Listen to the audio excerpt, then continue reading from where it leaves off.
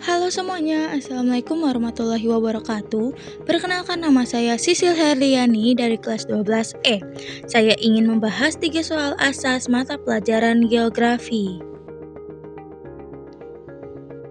Bentuk soal: pembahasan soal berupa 1 soal jawaban lebih dari 1 dan 2 soal 1 jawaban. Ayo mulai mengerjakan. Nomor 1. Pemerintah RI bekerja secara progresif dalam perencanaan inisiatif pembangunan rendah karbon. Fase 1 inisiatif PRK Indonesia telah diadopsi ke dalam Rencana Pembangunan Jangka Menengah Nasional 2020-2024. Saat ini inisiatif PRK di Indonesia telah memasuki fase 2, yaitu fase implementasi yang diharapkan dapat berkontribusi dalam program peningkatan kapasitas SDM, memajukan pembangunan ekonomi yang lebih inklusif dan berkelanjutan di Indonesia. Konsep pembangunan yang sesuai dengan program Green Economy adalah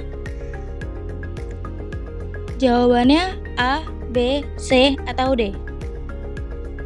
Jawabannya C. Pembangunan ekonomi yang berkeadilan sosial, berkelanjutan yang mempertimbangkan aspek lingkungan dan tidak menghasilkan emisi karbon dioksida. Pembahasan: karena pembangunan rendah karbon merupakan sebuah pendekatan yang tidak mementingkan pertumbuhan ekonomi dan harus sejalan dengan perlindungan lingkungan inklusif, minim emisi gas rumah kaca, dan juga melestarikan lingkungan serta kesejahteraan sosial. Nomor 2. Terdapat sebuah desa yang terletak di dekat kota besar, dekat dengan jalan raya yang menghubungkan keduanya, serta terlihat banyak penduduk desa yang bekerja di kota.